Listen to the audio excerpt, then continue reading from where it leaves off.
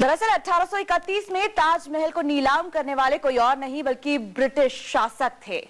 उस दौर में ब्रिटिश शासकों को यह आभास हो गया था कि देर सवेर भारत छोड़कर जाना होगा, लिहाजा उन्होंने भारत की कई ऐतिहासिक इमारतों को इंग्लैंड ले जाने की तैयारी कर ली, जिनमें से एक ताज भी था।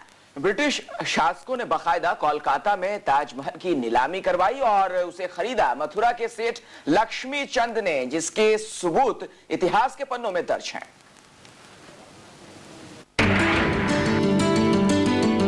ब्रिटिश शासक थे 19वीं सदी के बंटी और बबली। मोहब्बत की मिसाल ताज पर थी ब्रिटिश शासकों की नजर।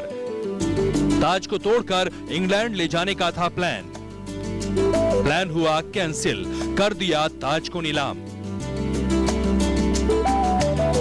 मोहब्बत की मिसाल ताजमहल को नीलाम करने की साजिश रची ब्रिटिश शासकों ने। दरअसल 1812 में ब्रिटिश शासकों को लगने लगा था कि देर सवेर उन्हें भारत छोड़कर जाना होगा, लिहाजा उन्होंने तैयार की एक रूपरेखा जिसमें भारत की आर्ट और आर्किटेक्चर को किसी भी तरह इंग्लैंड ले जाया जाना तय किया गया। ब्रिटिश शासकों की लिस्ट में सबसे पहला नाम था लाल किला, आगरा का किला और ताजमहल। इन इमारतों में हो रहे इनले वर्क और मार्बल को ब्रिटिश शासकों ने शिप के जरिए ले जाने का प्लान बनाया और इस कोशिश में शाहजहां के हमाम को तोड़कर उसके मार्बल को इंग्लैंड ले जाया गया। कहीं ना कहीं से इस इंडिया कंपनी को ये अंदाजा हो गया था कि शायद वो लोग अब ज़्यादा यहाँ पर नहीं टिक पाएंगे और अल्टीमेटली उनको इंग्लैंड वापस जाना है।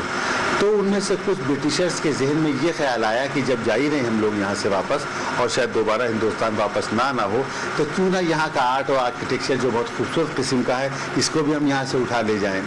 तो इस ख्याल के तहत उन्होंने दिल्ली के लाल किले को, आगरा के फोर्ट को और ताजमहल को अपना टारगेट बनाया।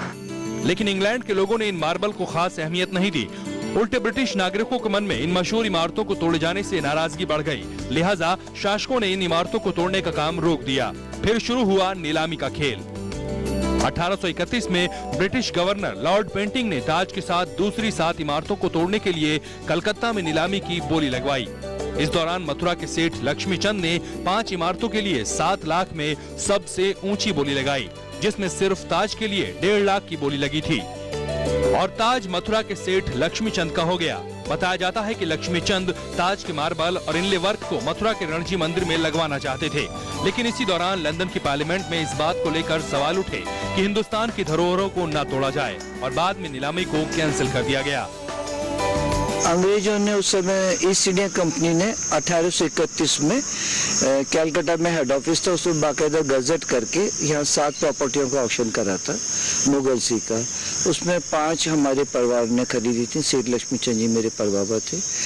उसमें 5 में ताजमहल भी था और 4 और अन्य प्रॉपर्टी थी। ताजमहल की नीलामी पहले 1.5 लाख रुपए में हुई थी, फिर वो कैंसिल हुई, उसके बाद में दोबारा ऑक्शन था, तो इसमें 7 लाख का अपना हाईएस्ट बिड हमारी थी।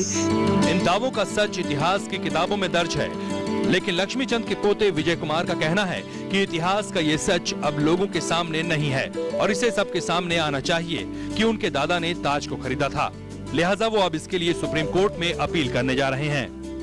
वो ऑक्शन कैंसिल हुआ, खाली 4 के पोजीशन मिले थे। इसके लिए अभी मैं हाई कोर्ट सुप्रीम कोर्ट में PIL भी दाखिल कर रहा हूँ, क्योंकि रिकॉर्ड्स में जहाँ आता है ये आता है कि पहला ऑक्शन 1.5 लाख का हुआ, दोबारा किसमें खरीदा ये कहीं ऑफिशियल इंटरनेट वगैरह पे आप जाओगे ऑक्शन वाले उसमें साइट में तो नहीं आएगा आपका। तो अभी मैं तैयारी कर रहा हूँ। इतिहासकार मानते हैं कि आज अगर मोहब्बत की निशानी सबके सामने जिंदा है तो उसका क्रेडिट जाता है ब्रिटिश सिपाही जॉन टेलर को, जिनके विरोध ने ताज की नीलामी पर अंकुश लगवा दिया। जॉन टेलर नाम का एक अधिकारी था, सैन्य अधिकारी था, वो इसका खास विरोधी था कि ये नहीं बिकनी चाहिए, इसलिए ये इमारत जो उस समय नहीं बिकी और बच गई, वरना आज विश्व की ये अद्भुत धरोहर हमारे सम्मुख नहीं होती।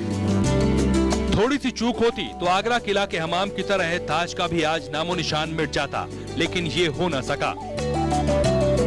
आज दुनिया की सबसे खूबसूरत इमारत बिना टूटे उसी जगह खड़ी है जहां शाहजहां ने खड़ी करवाई थी और लाखों लोग देश दुनिया से आकर इस इमारत का दीदार करते हैं और सच्ची मोहब्बत की कस्में खाते हैं। चक्रेश जैन, आगरा, न्यूज़ 24।